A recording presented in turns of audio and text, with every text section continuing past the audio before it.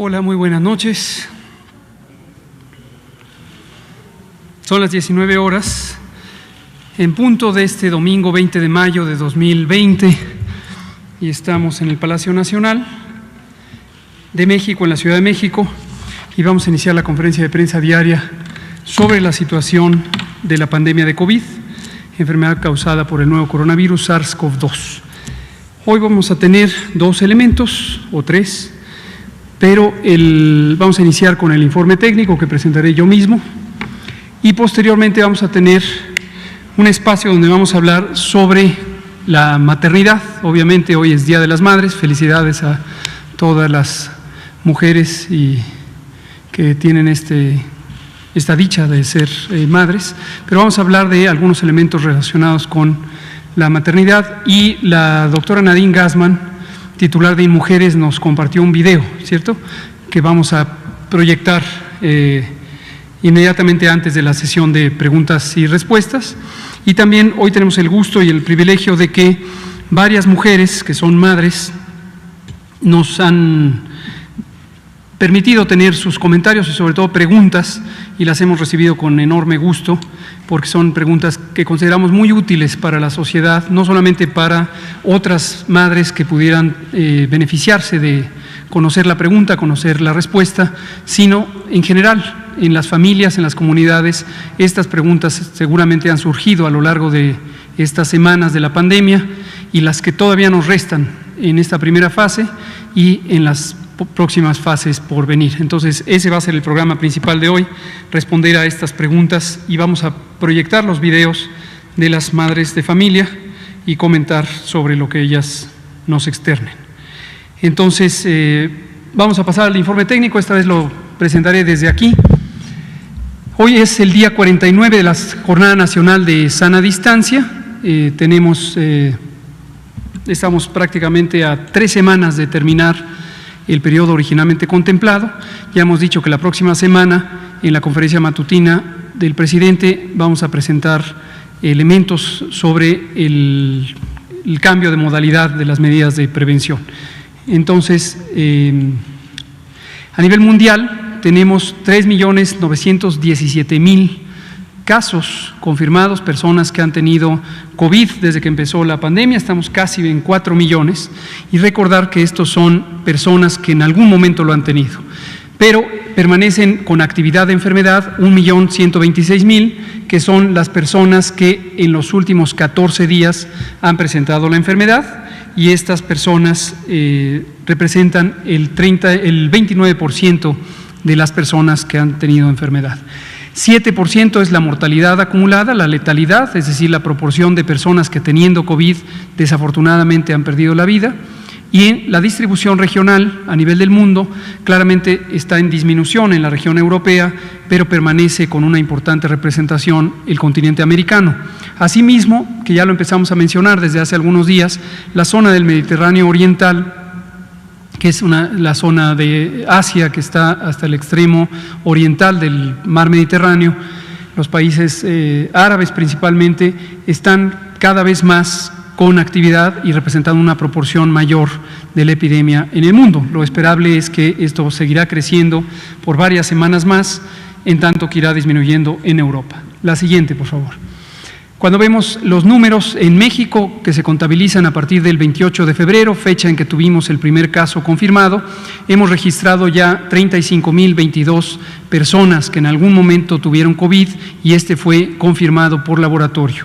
Sin embargo, 8.457 de estas personas lo han tenido en los últimos 14 días, y lo consideramos, por lo tanto, las personas que en este momento tienen capacidad de contagiar y tienen enfermedad activa. Muy desafortunadamente, 3.465 personas han perdido la vida directamente por COVID y sus complicaciones, siendo la de mayor frecuencia la insuficiencia respiratoria, el daño pulmonar agudo, que es el condicionante más frecuente de muerte. 130.956 han sido estudiadas, esto quiere decir personas que en su momento fueron consideradas como casos sospechosos, personas que tenían los síntomas de COVID, fueron estudiadas con pruebas de laboratorio y resultaron 75.955 de ellas negativas y 35.022 son las que resultaron positivas. Permanecen todavía en estudio casi 20.000 personas, como conocen bien, esta cifra cambia día a día porque se permanece con las personas que han sido nuevamente identificadas por primera vez como casos sospechosos y que permanecen por un par de días en periodo de estudio. La siguiente, por favor. En nuestro mapa de casos acumulados, solamente el estado de Colima ha tenido menos de 100 casos o hasta 100 casos, pero todos los demás han tenido más de 100 casos, en algunas situaciones, como en la Ciudad de México, varias millares de casos, lo que corresponde por un lado con la actividad de la enfermedad y por el otro lado con la población.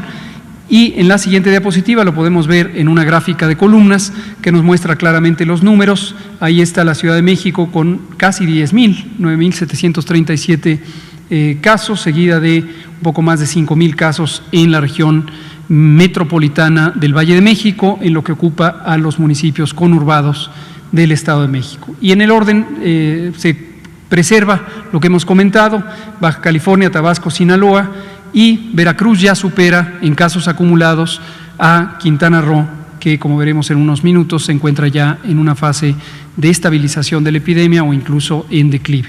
La siguiente.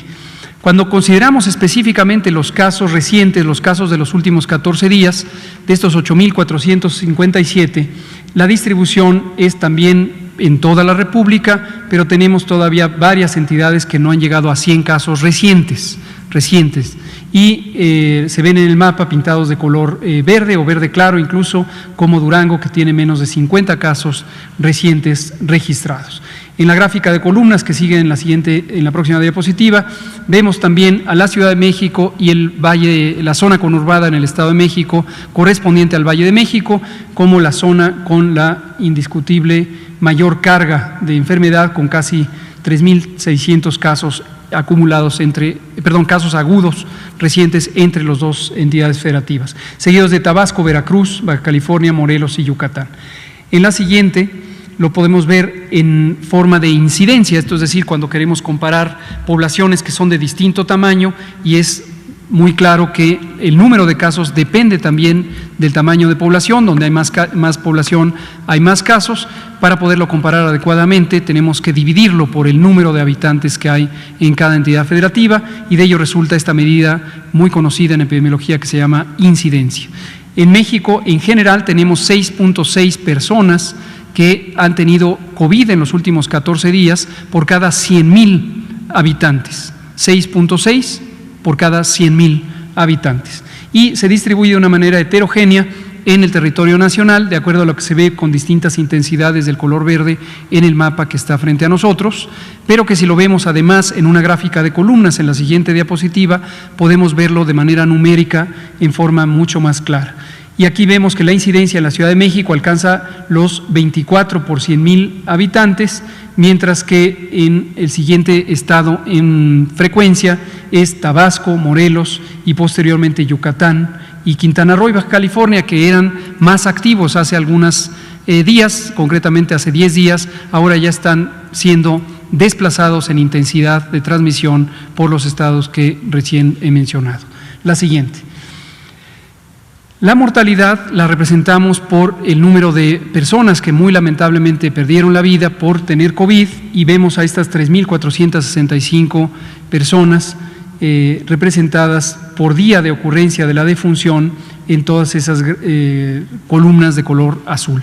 Asimismo, tenemos 247 defunciones que se encuentran en esta categoría de sospechosas, que ya explicábamos el viernes pasado cuando nos acompañó la jefa de gobierno de la Ciudad de México, cuál es el proceso de vigilancia epidemiológica y registro de la mortalidad asociada con COVID, y estos 247 defunciones están precisamente en ese estadio de documentación para verificar la causa de muerte. Algunas de ellas, sin duda, tendrán la prueba diagnóstica por laboratorio, y las que no serán parte de este proceso establecido desde el inicio por un lado, desde el 13 de abril, para documentar en el certificado de defunción la probable defunción asociada con COVID como una de las causas codificables de muerte, utilizando los estándares de la Clasificación Internacional de Enfermedades que produce y coordina la Organización Mundial de la Salud, y también los procedimientos de dictaminación con base en la información clínico-epidemiológica y radiológica